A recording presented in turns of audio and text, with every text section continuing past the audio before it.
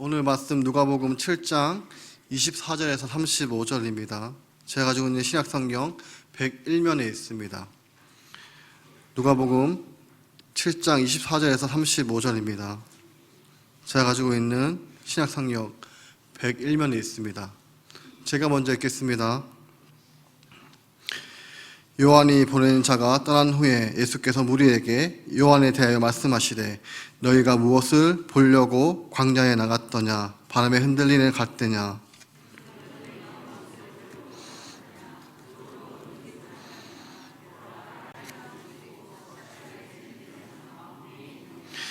그러면 너희가 무엇을 보려고 나갔더냐? 선지자냐? 옳다. 내가 너희에게 이르노니 선지자보다 더 훌륭한 자니라.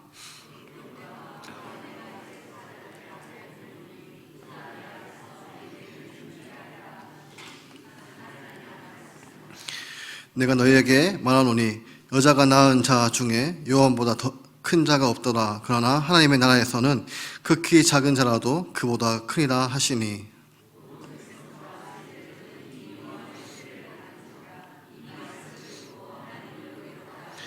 바리새인과 율법 교사들은 그의 세례를 받지 아니하므로 그들 자신을 위한 하나님의 뜻을 저버리니라.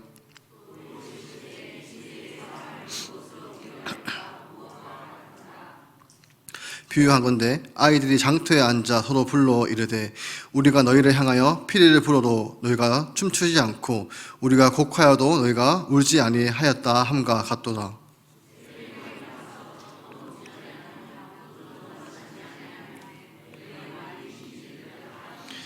인자는 와서 먹고 마시매 너희 말이 보라 먹기를 탐하고 포도주를 즐기는 사람이요 세리와 저인의 친구로다 하니 지혜는 자기의 모든 자녀로 인하여 옳다함을 얻으니라. 아멘. 우리는 지난주에 누가복음 7장 18절부터 23절까지 말씀을 살펴보았습니다. 거기서 세례요한이 예수님께 제자 2명을 보내서 질문을 합니다. 오실 그분이 당신이십니까? 라고 질문을 던집니다. 이 질문을 대해서 예수님께서는 직접적인 방법이 아닌 간접적인 방법으로 선지자 이사야를 통해서 예언하셨던 이 메시아의 모습을 실천하고 있는 것을 전하라고 이야기를 합니다. 그리고 이렇게 마무리를 하십니다. 누구든지 나로 말미암아 실족하지 아니한 자는 복이 있다. 그러면서 오늘 본문과 이어지게 됩니다. 크게 오늘 본문은 두 가지로 이어지게 되는데 먼저는 23절에서부터 28절까지 예수님께서 세례 요한에 관하여서 평가하시는데 특별히 칭찬하시는 내용으로 말씀하고 있습니다. 그리고 29절에서 35절까지는 말씀을 듣는 청중들에게 말씀을 전하고 있습니다.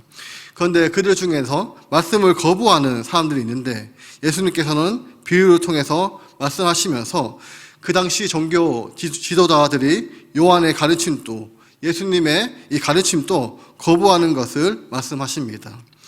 이제 성도 여러분, 오늘 두 가지 내용을 통해서 하나님께서 우리에게 주시는 교훈을 살펴보려고 합니다. 이제 24절을 보시면 예수님께서 세례 요한에게 주시는 답변을 제자들에게 주고 제자들은 돌아갑니다.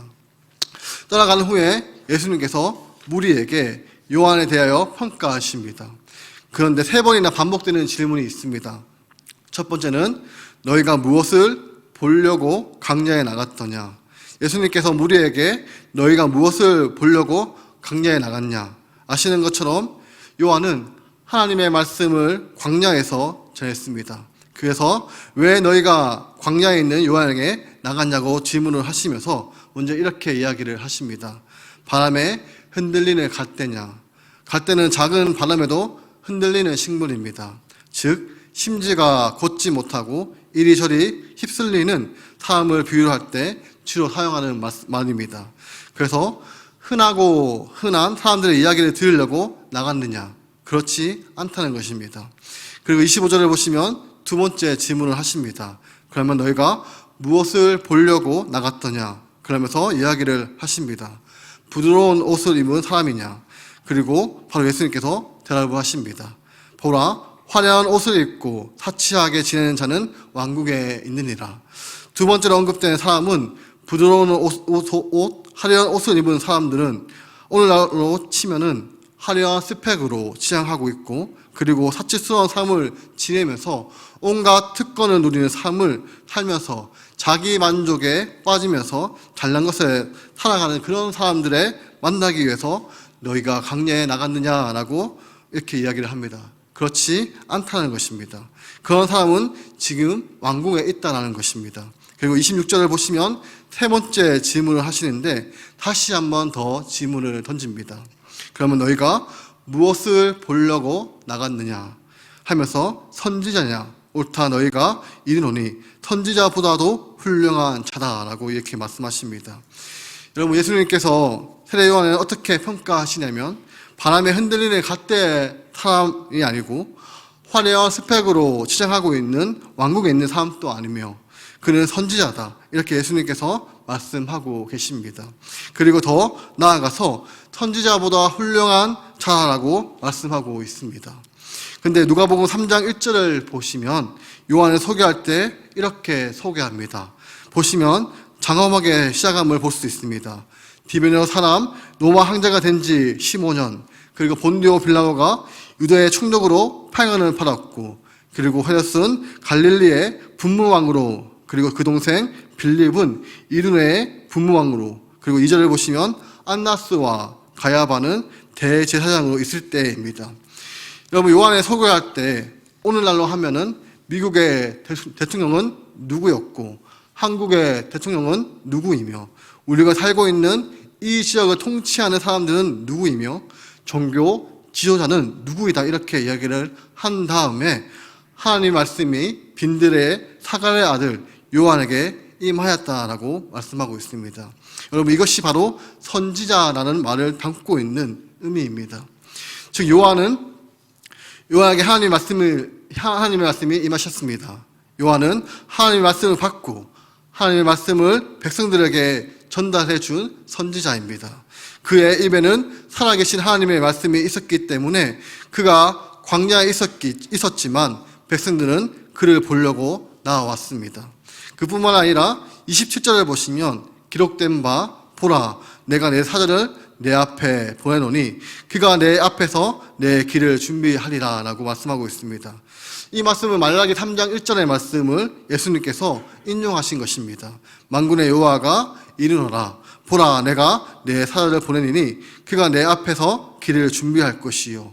이 말씀을 가지고 그가 바로 요한이다, 이렇게 예수님께서 말씀하셨습니다. 그러므로 여러분, 이것이 선지자보다 더 큰 자라는 것입니다. 그는 하나님의 말씀을 전해 주었을 뿐만 아니라 선지자들이 올 것이라고 예언한 인물로서 예수님께서 오시기 전에 그 길을 준비한 사람이 바로 세례 요한이라는 것입니다. 28절을 보시면 이렇게 말씀하십니다.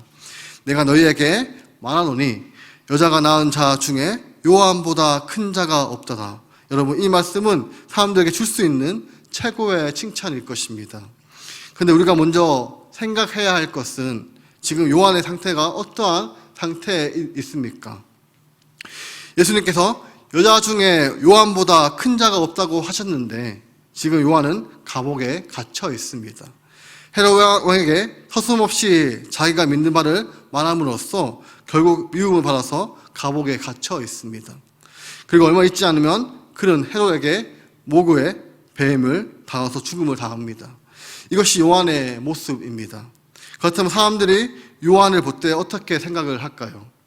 한 시대에 참 귀하게 쓰인 사람은 분명하지만 그는 감옥에 있고 죽게 됩니다. 그래서 실패한 사역자의 모습으로 보일 수가 있습니다. 그러나 여러분, 예수님은 요한을 보고 선지자다, 그리고 선지자보다 더 큰 자라고 하셨고 여자 중에 요한보다 큰 자가 없어라고 칭찬을 하셨습니다. 이것을 보고 우리는 우리 예수님의 평가는 다를 수 있다는 것을 알 수가 있습니다.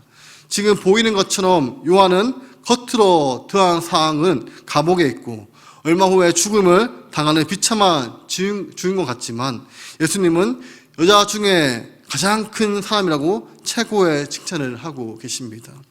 그렇다면 여러분, 우리는 과연 무엇을 보려고 여기에 앉아 있습니까? 분명한 것은 바람에 흔들리는 갓대 같은 사람의 이야기를 듣기 위해서가 아닐 것입니다. 그리고 화려한 옷으로 치장하고 화려한 특권을 누리고 자기 잘난 맛에 빠진 사람들의 이야기를 듣기 위해서 온 것도 아닐 것입니다. 여러분, 이곳에 오신 분명한 이유는 살아계신 하나님의 말씀을 듣기 위해서일 것입니다. 결국 이 질문은 바로 저를 향한 질문인 것입니다. 그렇다면 저는 말씀을 전하는 사람으로서 세례 요한처럼 살아계신 하나님의 말씀을 받을 만한 그런 사람은 못 되지만 이 기록된 말씀을 잘 살피고 연구해서 성도님들의 마음에 살아있는 말씀을 전하는 일에 제 자신을 최선을 다해야 한다는 것입니다. 그리고 이것은 비단 저뿐만이 아니라 우리 주일학교 부장, 그리고 또 우리 선생님들, 그리고 구역장님들 마음속에 하나님의 말씀이 새겨져 있고 하나님의 말씀을 가진 사람으로서 하나님의 말씀을 가지고 나누어지고 그런 공동체, 그런 주일학교가 그런 목장이 되어야 한다는 것입니다. 그리고 우리가 하나님의 말씀을 받고 소유한 사람이 되어서 끝나는 것이 아니라 주의 길을 준비하는 사람이 되어야 한다는 것입니다. 여러분, 제가 인격적으로 예수님을 만나고 나서 이제 교회 가면 저를 통해서 많은 사람들이 변화될 것이라고 기대했습니다. 이런 기도의 감으로 가득했습니다. 그런데 막상 교회를 가보니 이것은 그냥 제 착각에 불과했다는 것을 며칠이 지나지 않아서 알게 되었습니다. 그때 교회 친구들에게 빨리 내가 만난 예수님을 전해주고 싶었습니다. 그런데 애들의 반응이 없습니다. 그러면서 점점 저에게 마음속에서 분노가 일어났습니다. 아니, 정말 이 귀한 예수님의 전하는데 너희에게 알려주었는데 반응이 없어? 하면서 제 안에 엄청난 분노가 솟구쳐 올라왔습니다. 그때 애들한테 상처도 준 적도 많고 그런 아픔을 준 적도 많이 있습니다. 그때 제가 책을 하나 보게 되었는데 여기서 저처럼 예수님을 만난 사람이 있었습니다. 한날은 추운 겨울에 노숙자가 자기 집 근처에 있어서 안쓰러운 마음으로 들어가서 그 노숙자를 집으로 식사를 대접합니다. 그런데 이 노숙자가 밥을 깨끗하게 먹지 않았습니다. 되게 좀 추잡하게 먹었습니다. 그래서 집주인이 몇 번을 이렇게 권고를 주고 이러지 말라고 했는데도 끝까지 그렇게 먹으니 결국 폭발해서 나가라라고 이야기를 했습니다. 그 잠깐은 참지 못한 집주인이 화내는 모습이 저의 모습과 동일하게 보였습니다. 그때 저에게 이런 감동이 왔습니다. 내가 너를 만나기 위해서 27년을 기다렸다. 근데 너는 왜 기다리지 못하느냐, 조급하느냐 하는 그런 감동이 왔습니다. 그때 제가 깨달은 것이 내가 어떻게 하느냐에 따라 이 사람이 예수님을 만날 수 있고 아니면 떠날 수 있구나라는 것을 깨닫게 되었습니다. 그러면서 내가 해야 하는 일은 그를 바꾸는 것이 아니라 그를 속에 주님의 길을 준비하는 것을 알게 되었습니다.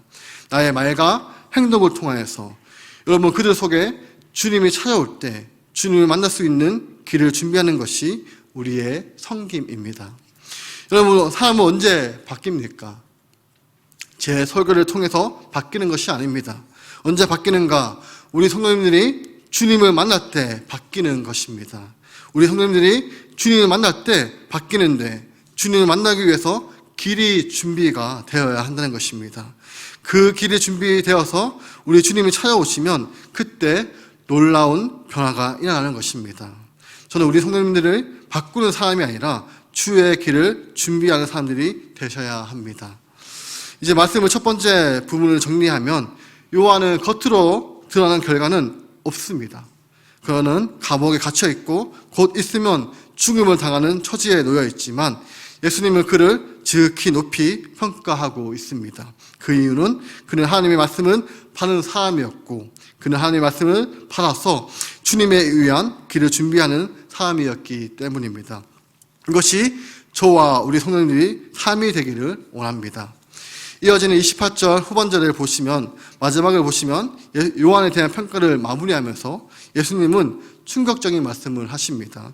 그러나 하나님의 나라에서는 극히 작은 자라도 그보다 요한보다 크니라. 여러분, 하나님의 나라에서는 우리가 예수님을 만나서 거듭나게 되는 이 하나님의 나라, 그 하나님의 나라에서는 가장 작은 사람도 여자가 낳은 자 중에 가장 큰 자라고 평가받던 요한보다도 크다라고 말씀하고 있습니다. 여러분, 오늘 이 말씀을 우리가 아멘으로 하답할 수 있을까요? 여러분, 학자는 이렇게 말합니다. 요한은 어떠한 사람이냐? 이 약속의 시대에 끝자락을 사는 사람이고 하나님의 준비하시는 구원자가 올 것이다. 그리고 그분을 위해서 그 길을 준비하는 시대의 끝자락에 있는 사람이라고 했습니다. 근데 여러분, 이제 여기에 나오는 하나님의 나라의 큰 자는 누구겠습니까? 통치의 시대입니다. 예수님을 통해서 새롭게 시작된 통치된 하나님의 시대에서 가장 작은 사람이라도 요한으로 대표되는 준비의 시대에 가장 큰 자라보다 더 크다, 이렇게 예수님이 선언하고 있습니다. 그러므로 우리는 이미 이것을 이루신 것을 알 수가 있습니다. 우리는 요한보다 더 분명한 예수님에 대한 지식을 가지고 있습니다. 그분의 십자가의 죽으심과 부활하심, 승천을 통해서 이루어진 것을 압니다. 그리고 십자가의 보혈로 인해서 우리의 모든 죄가 용서함을 받았고 성령님께서 우리 가운데 임하셔서 우리의 삶을 인도하고 계심을 믿습니다. 그 성령님의 도우심을 말미암아 우리는 이 모든 것을 들어서 주님을 위해서 길을 준비하는 삶을 우리가 살아가게 되었습니다. 성도 여러분, 지금 예수님께서는 요한을 평가하시면서 우리에게 말씀하고 있다는 것입니다. 우리 성도님들 한 사람 한 사람 누구인가? 요한보다 더 큰 사람이라고 하십니다. 예수님에 대한 더 분명한 확신과 거기에 성령님의 놀라운 도우심 가운데 요한보다 더 크게 주님 앞에 승인할 수 있는 사람들이 우리 성도님들이라는 것입니다. 그래서 우리 성도님들 한 분 한 분은 자기 자신을 작은 자라고 생각하시면 안 됩니다. 그래서 나는 작은 사람이라서, 보잘것없는 사람이라서 저는 이렇게 못합니다, 이렇게 이야기하는 것은 겸손함이 아닙니다. 여러분, 지금 예수님께서 말씀하셨습니다. 우리는 작은 자라도 요한보다 더 큰 사람이라고 말씀하고 계십니다. 여러분, 예수님을 통해서 주님의 놀라운 사랑과 놀라운 능력과 지혜가 바로 우리 성도님에게 예수 그리스도의 복음을 통해서 주어졌다는 것을 알기만 하면 일어나는 것이 내가 하나님 앞에 존귀한 사람이지, 내가 얼마나 하나님 앞에 놀라운 잠재력을 가진 사람인가라는 것을 깨닫게 된다는 것입니다. 여러분, 이어지는 29절을 보시면 요한의 가르침에 대해서 두 가지 반응이 있습니다. 첫 번째, 모든 백성과 세리들은, 여기 백성들은 평범한 사람들입니다. 세리들은 그 당시에 이스라엘 백성들에게 죄인들로 낙인 찍혔던 인물들입니다. 그 인물들은 이미 요한의 세례를 받았다고 합니다. 요한에 대해 예수님의 말씀을 전할 때, 그래, 하나님은 이렇게 일하시는 분이야, 하나님의 의롭다라고 했습니다. 그런데 30절을 보시면 이와 대조적으로 바리새인과 율법교사들, 오늘날로 하면 이 바리새인들은 장로님 아니면 거사님들입니다. 그리고 율법교사는 신학자들, 저 같은 목회자들입니다. 근데 그들은 요한의 세례를 거부합니다. 그러면서 성경은 이렇게 평가합니다. 그들 자신을 위한 하나님의 뜻을 버렸다. 여러분, 성경의 평가가 무섭지 않습니까? 그를 자신을 위한 하나님을 향한 하나님의 뜻을 저버렸다라고 이야기를 하고 있습니다. 여러분, 29절과 30절은 아이너니 하는 것입니다. 29절에 등장하는 백성들과 세리들은 평범하고 죄인으로 낙인 찍었던 사람으로서 하나님의 말씀을 주셔도 깨닫기 어려운 거라고 생각했던 사람들은 오히려 말씀을 받아들였습니다. 그리고 순종하였습니다. 그런데 바리새인과 율법교사들은 그 당시 하나님에 대해서 가장 많은 이해를 가졌고 늘 율법을 따라 행동했던 사람이라서 하나님의 교훈을, 말씀을 주시면 그 사람들은 가장 먼저 깨닫고 확실하게 순종할 거라고 기도했던 사람들은 이 말씀을 거부했다는 것입니다. 여러분, 예수님 당시 있었던 일이 오늘날에도 여전히 반복됨을 알 수가 있습니다. 교회를 오래 다녔던 분들, 그리고 말씀을 나름대로 많이 듣고 하셨던 분들, 이제 그분 속에 느끼는 것은 익숙함입니다. 여러분, 사랑하는 사람과의 관계에서 가장 무서운 것이 익숙해지는 것입니다. 어떠한 감격적인 행동을 해도 당연하게 받아들이고, 여러분, 지금 예수님 당시 바리새인과 율법교사들은 너무 익숙해 버린 사람들입니다. 그래서 그들은 하나님의 말씀을 거부하고 그들을 향한 하나님의 뜻을 그들은 받아들이지 못했습니다. 여러분, 제가 앞으로 어쩌면 죽을 때까지 가지고 싶은 소망이 있다면 하나님께 은혜를 받고 신앙의 연륜이 쌓여서 기쁘면 기쁠수록 하나님의 말씀을 향한 가급함을 더 깊이 가지고 싶은 사람이 되고 싶습니다. 여러분, 교회 안에서도 언제나 이런 분들이 자리를 잡고 있어야만 그 교회는 영적으로 든든해질 수 있습니다. 이제 31절에는 왜 바리새인과 율법 교사들이 예수님의 말씀을 거부했는지 31절의 비유로 통해 말씀하고 있습니다. 그리고 32절에서 이 비유로 아이들이 장터에 놀이를 하고 있습니다. 그 놀이는 결혼식 놀이 그리고 장례식 놀이입니다. 그래서 너희를 향한 피리를 부는데 결혼으로 대표되는 잔치를 펼치고 있는데 그 기분을 우리가 함께 한번 놀아보자라고 이렇게 피리를 부는데 그 피리 소리에 들었던 친구들이 아무 반응이 없습니다. 아무 반응을 보이지 않습니다. 그래서 애들이 지금 기분이 안 좋은 모양이다라고 그러면서 분위기를 이제 장례식으로 곡으로 하는데 그들의 반응도 하지 않습니다. 결혼식 하는 피리도 불어도 반응하지 않고 장례식 곡을 해도 그들은 울지 않습니다. 지금 이 세대 사람들은 바로 이런 아이들과 같다라고 예수님께서 말씀하고 있습니다. 그리고 이 33절과 34절은 이 비유를 해석해 줍니다. 여기서 이 세례 요한은 장례식을 대표하는 사람입니다. 그의 핵심적인 가르침은 임박한 하나님의 심판입니다. 임박한 하나님의 심판이 우리에게 주어졌기 때문에 지금이라도 돌이켜서 회개에 합당한 열매를 맺으라.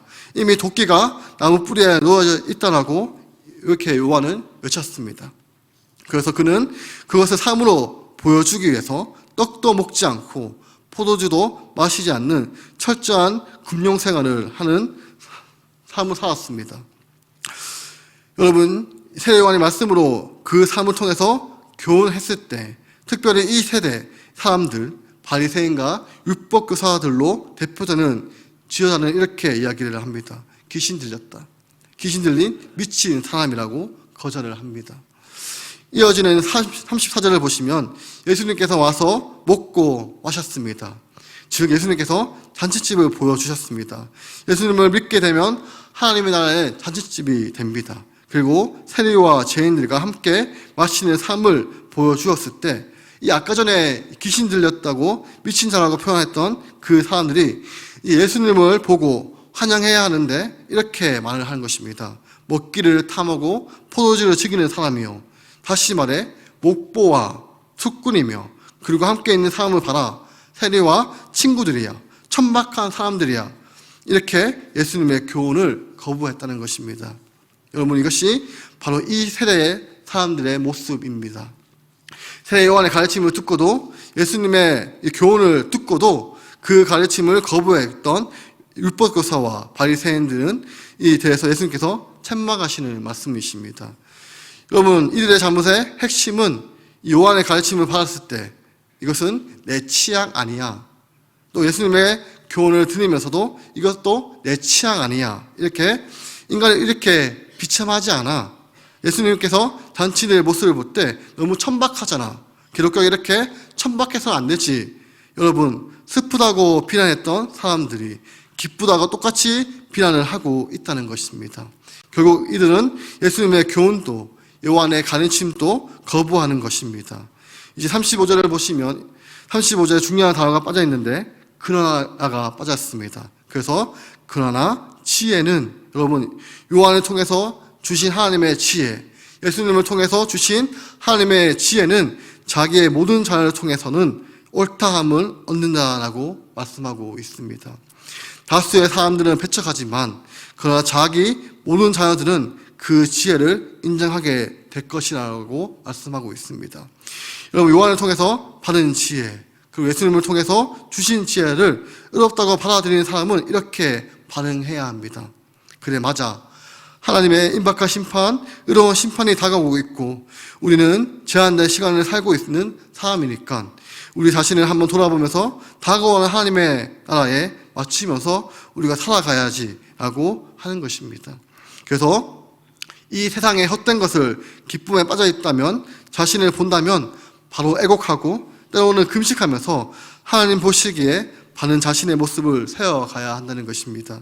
그러나 예수님을 통해서 잔치집에 하나님의 나라를 보게 되면, 그래, 예수님을 통해서 하나님은 우리를 모든 죄에서 용서해 주셨고 성령님을 보내주셔서 이 땅에서 우리는 잔치하는 삶, 하나님의 나라를 맛볼 수 있는 기쁨을 주셨구나라고 고백을 해야 합니다. 그래서 감사와 기쁨과 찬양으로 충만한 삶을 살아가야 한다는 것입니다. 그런데 당시에 이 세대 사람들은 내 취향 아니야, 어쩌면 저에 대한 설교일 수 있을 것입니다. 그렇다면 여러분들의 취향은 무엇입니까? 우리가 받아들이는 될 말씀을 거부하는 말씀으로 결정하는 이 기준이 된다면 우리도 똑같은 잘못을 반복하고 있다는 것입니다. 오늘 우리에게 주신 하나님의 말씀은, 하나님의 말씀을 들을 때 내 취향, 내 생각, 내 기준 내어놓고 말씀을 듣기 전에 항상 이렇게 기도해야 합니다. 주님, 말씀하옵소서. 주의 종이 듣겠습니다. 이 사무엘처럼 우리는 기도해야 합니다. 그래서 주님 말씀하시면 내가 나아갑니다. 주님 뜻이 아니면 내가 못 춥니다. 나의 가고 서는 거 주님 뜻에 있으니 주님 나를 이끌어 주소서. 주님께서 나에게 맞추는 사람이 아니라 내가 주님의 뜻에 맞춰 살아가는 그런 인생이 되어야 한다는 것입니다. 여러분, 제 삶에 가장 길이 보이지 않았고 위기들이 있었지만 그 위기를 극복할 수 있는 순간은 하나님을 나에게 맞추려고 하는 내 기준을 내어놓고 하나님을 말씀을 통해서 이 주신 교훈을 내 것으로 받아들였을 때, 하나님의 이끄심을 나를 맞추려고 할 때 정말 슬프고 절망적이었지만 그 길을 통과하고 봤을 때 그때 주신 하나님의 말씀과 교훈이 가장 정확했다는 것을 뼈저리게 체험을 했습니다. 이제 여러분 말씀을 정리하겠습니다. 요한의 교훈도 거부했고 예수님의 말씀도 거부했던 그 시대 소위 종교 지도자들, 그들이 범했던 잘못은 우리가 반복하지 않도록 우리의 취향, 기준이 아니라 우리의 기대와 우리의 판단과 생각들이 말씀을 거쳐짓는 그런 기준이 되는 것이 아니라 이 기준을 내려놓고 이제는 하나님의 말씀을 들을 때마다 하나님의 기준에 맞추는 사람으로 변화가 되어서 그분의 시선에 있는 곳에 우리의 시선이 가서 함께 울고 춤추고 살아가는 그런 하나님의 백성들로 살아가시는 저와 우리 구미동부교회 성도 여러분들이 되시기를 소망합니다. 기도하겠습니다. 하나님 아버지 감사합니다. 오늘 우리에게 귀한 주님의 말씀을 주셨음에 감사드립니다. 예수님께서 하나님 나라의 지극히 작은 자도 요한보다 더 큰 자가 될 수 있다고 말씀하셨습니다. 주님의 보혈로 우리를 깨끗하게 하시고 성령님의 우리를 충만하게 하여 주옵소서. 예수님의 말씀을 내 마음에 담아 우리의 말과 손과 발로 주의 길을 준비하는 우리 구미동부교회 성도 여러분이 되게 하여 주시옵소서. 우리가 신앙의 연륜이 쌓일수록 겸손하고 하나님의 말씀을 갈급하게 간절하게 찾는 우리가 되게 하옵소서. 그래서 우리에게 받는 판단과 취향과 기준이 아니라 우리의 생각이 아니라 하나님의 말씀을 판단하지 않도록 하시고 하나님의 기준으로 살아가게 하옵소서. 예수님의 이름으로 기도드립니다. 아멘.